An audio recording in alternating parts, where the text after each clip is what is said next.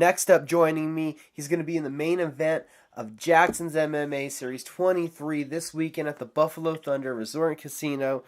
Ernesto Salvidez, how you doing, sir? Oh, I'm doing wonderful. Just getting through this fight week. The hardest part of camp. So we're doing good.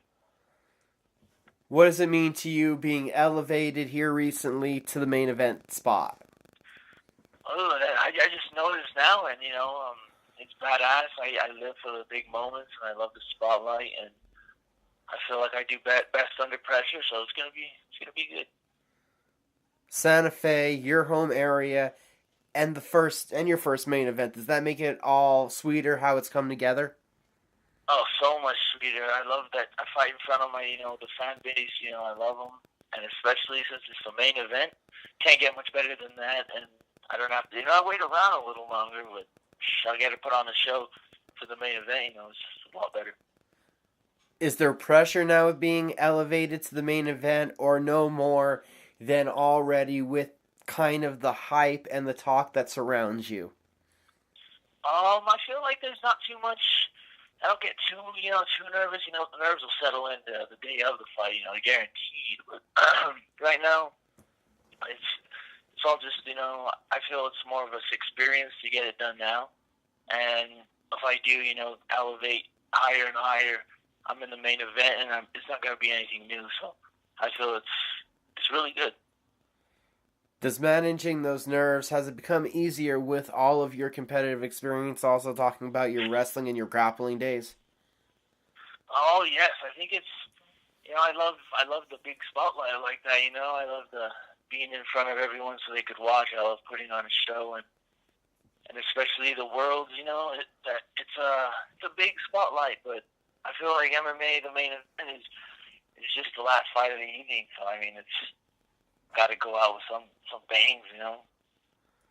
Talking about loving that spotlight, you don't seem to love the weigh-in spotlight, though. The weigh-in spotlight, the weight cut, that's not my. It takes me a good day to recover, and it's a little tough sometimes just to get through that, get that process going, and it feels a little weird just because it's the weigh-ins. I haven't even really done too much weigh-ins like that. Last time was my first one, so it's getting a little better now after my last boxing fight, but this time's a lot better. My weight cut's way better. I learned just a new method of cutting weight instead of just doing it the last week, and it feels good. So have you been, I guess, dieting more than to bring the weight down slowly? Yes, I've been, just instead of doing it all at once or during the fight week, being a little, not too much energy, and I finally just did it throughout the fight camp, and it feels really good. I'm almost on weight, so I'm ready. Well, this is our first time getting to talk to you. Let's hear your story a little bit. You started off as a wrestler, correct? Yes, sir. When was that? How'd you get into wrestling? My dad, I was 5 years old. He started training me. He's a beast, Ernesto as well. He taught me everything he possibly could and made me into what I am now. Took me everywhere to train with people, and I think it was 4 or 5 state titles when I was in junior wrestling, and that was all because of my dad and Patriot Wrestling, and it was really fun, learning how to just wrestle the best people, and not not just be someone that kind of just chills. He made me into the person I am now, basically. And then in high school wrestling, what accolades did you achieve? I took All-American Nationals. I just placed 8th, top 8. That's why I have my tattoo on my back. I took state twice, and I took second twice. So I've been in the finals, each year. I love the spotlight. I love it. And you wrestled some beasts. Wrestled a lot, people that were seniors. But that's the way of the game. You fight people younger or you fight people older. That's how it goes.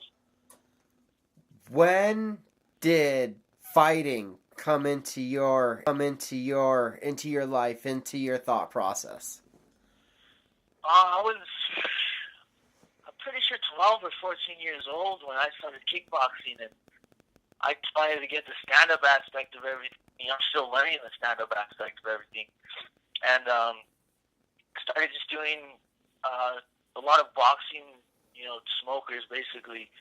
And I had about 5 or 6 amateur boxing fights, and that's what got me my feet wet. I went against some big dudes because I didn't cut weight, and it was pretty rough. But I mean, had a kickboxing fight as well, smoker, and I just decided, let's go to MMA and see what really happens, because we had all the tools, wrestling and jiu-jitsu, and had the stand-up aspect with Angelo Sanchez for when I was younger, and then Pat Holmes. I was about 15, I've been with him for a good while now, and just started to put it all together and see what happens. When did you watch your first MMA fight? Oh, live or on TV? First time you saw it, was it live or on TV? It was on TV. It was Tito Ortiz and Chuck Liddell fight. I was the best thing I've ever watched. That got me into it. I was mesmerized by that shit. And that's what sparked the idea to you that you wanted to become a fighter? Oh yes, yeah. My dad, we watched it together all the time on pay-per-view. I thought it was the best thing ever, and especially Tito Ortiz. He's one of my favorite fighters growing up. I thought he was badass, especially since he had a wrestling background as well, and I just loved the way he banged. And Chuck Liddell was badass, and they're just two of my favorite fighters for the longest because they had a big rivalry, and it's just nice to see fights like that, especially growing up, seeing all these good fights now, and it makes me just want to fight even. Now, I've also heard in the jiu-jitsu world, you've also accomplished some pretty cool accolades. Yeah, I took worlds. I'm not sure how much times, but it might be twice. And then the last time I was there was about 2 or 3 years ago, and I took third and went to absolute, and went against this big 200-pounder, and those are always the toughest. So that jiu-jitsu aspect, it's no joke. A lot of those guys are. That's what they do. They're badasses at their craft, and you just got to be on a whole nother level to compete with all those guys. You've dabbled in the striking, and you've attacked wrestling and jiu-jitsu at the highest levels that you've been able to. Is it by design to get your feet wet in all these different areas to make the fighter into the final product that you'll be? I feel like it crafted me into the person I need to be, and not be, scared of the spotlight, not have too much jitters in the back, During fight day, fight night, actually, people fall under pressure, people turn into a whole other athlete. Or they could be, like most prepared for the fight, and when it comes down to it, walking out to the cage, some people freeze up, some people just don't know how to bring it into you, and I feel like doing all that has me, not nervous, not jittery, and getting my feet wet, for competition. I love competition. I love being, anyone that steps in the cage in front of me, in the ring in front of me, it's much respect, much love to you, because it takes a lot of balls to do that. Tell me about you, and it seems like you seek out these challenges to climb over. Yes, I love challenges. I've been there. I've wrestled 8th grade, wrestling high schoolers. I took my first state title as an 8th grader. And I love challenges. I love skills. I love people that bring it to me. And sooner or later we're gonna get even more and more to the competition of where people are gonna, come at me. Trying to make game plans and trying to study and watch film. All that stuff comes into play a little bit sooner. Two more fights, and it'll be back to the real, the real level. Had you thought of, before it happened, having a professional boxing match? Um, there's something me and my Pat Holmes has always talked about. Where like I've been boxing longer than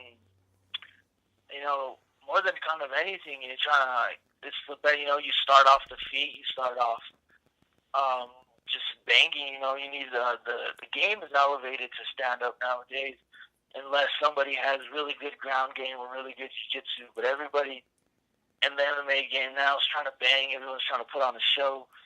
Everyone's trying to, make it a good, entertaining fight. Everyone's trying to.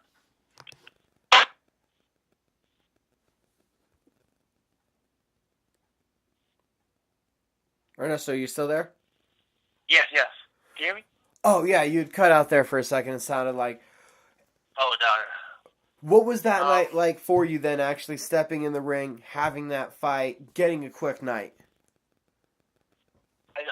I love it. There's two different crowds of MMA and boxing. And the boxing, they love those knockouts. They love those banging fights like that. They love that, and it was a wonderful night for me. Boxing is something like you can consider later on down the road if MMA, something happens. Take care. It's always a different game, but that boxing got me and into boxing striking. Let me come to striking because I've never. I really don't like standing up if I don't have to. I could take you down and tap you, pound you out if I know that's your weakness. And I really don't stand up with people that I know are really good at stand up because you can get caught with anything in the game. It takes one punch and it's done so. But that boxing's really opened my eyes just to the striking aspect of everything. I really love banking now. What has it been like for you post these fights? 6 times now between amateur and professional, just MMA and then the boxing fight. We've seen you go out there and basically steamroll these dudes. I love getting people out quick. I love not making it a dogfight. If it comes down to a dogfight, I'm ready for the dogfight. But we try to make him getting hit less is probably like not getting hit at all, basically, and giving them the punishment and not taking any damage. But we could take some damage. I've been by some pro boxers. I know I could take it, and I know I could deliver. But it's just I love getting people out quick if they don't belong. Everyone belongs in the cage, but I just love getting them out. Roy Cicito, we haven't talked about him yet. The opponent. Tell us about the camp, what you put in for this fight coming up. This fight coming in, it's a lot of stand-up. It's a lot of. I know he's a really good kickboxer. He loves those kicks and his fights, and I love breaking it down. And I'm not too sure what I want to do with him yet. I might take him down, but I might, stand up because he's a shorter guy, and I know how to use my range. I've adapted to, the long body, and I'm not scared to stand up, go the distance. I train way too hard for me to get tired and blow out my wad. And he's a tough guy. I've seen his kickboxing is wonderful. That's no joke. Especially he's an amateur run. Much respect to the guy, especially if he's coming back after a year layoff. It's gonna be good. It's gonna be good. Can you anticipate what it's gonna be like, that atmosphere when you make the walk out? How you'll react? Because it's gonna be different. Being the last fight, being that last guy, that walkout's gonna be a little bit louder. The crowd's gonna be a little more rampant for you as the hometown guy. I love that. I love people getting psyched. I love, the walkout's nothing but the love. You hear the love from. You realize how much people are there for you. How loud it gets is, I try to put on a show for them every time. I haven't really gave them a show just because I pick apart people's weaknesses, and I'm not trying to make it a dogfight. I'm not trying to, get hit, get caught. But the walkout is wonderful. That's one of my favorite things, especially since you said I'm the last person to walk out. It's pretty crazy. But the only thing that's a little weird about that is the weight game. Just because I'm going to be in the back for so long, might take a couple naps. But and then get ready, because it takes a long time for those fights to go by. I get so anxious hearing people get tapped out, knocked out. I love, seeing it in the back, and it's a real rush.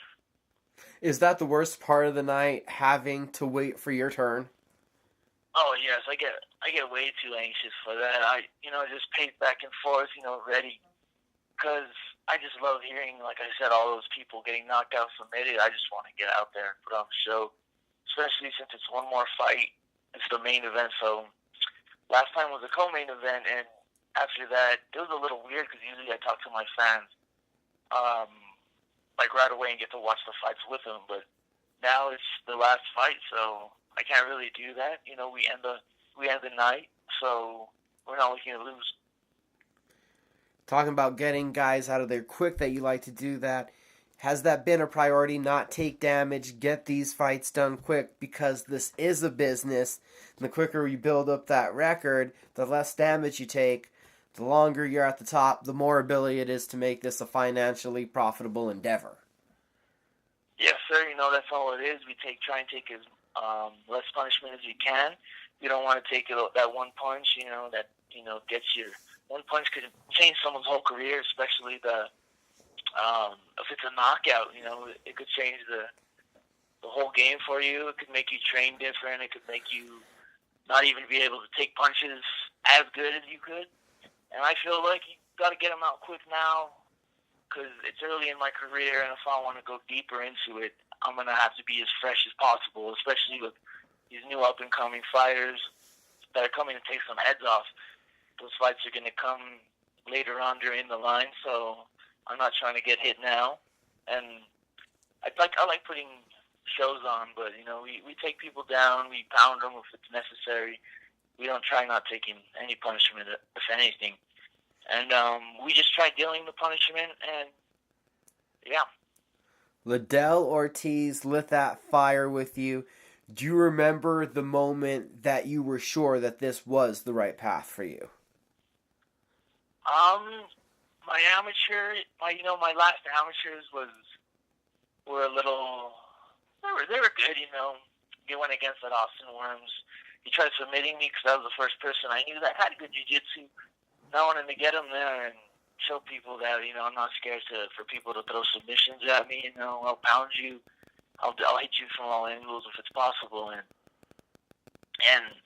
after that fight, I realized, it's like time to go pro. Time to test the skills. And after my first fight, I'm ready. I felt like that, got my feet wet, and I know my path I want to go to, and fighting's what I do. This weekend, the Buffalo Thunder Resort and Casino, Jackson's MMA Series 23, got 8 fights on the card. In the main event, Roy Cicito versus Ernesto Salvidez. Ernesto, thank you for the time. Anybody that you need to shout out to or thank? Thank you, my brother. I want to thank my pops, Ernesto Salvidez, first of all. He's the best man. He's my best friend, my pops. He's the best. And Pat Holmes, he's the best. He's always had my back, everything. My cardio, my boxing. He's the best coach out there, And Ricky, for the promoter, he's the best. I can't ask for anybody better. And the last one is God. I love God more than anything, and He's clears my path for me. And yes, sir. Awesome, sir.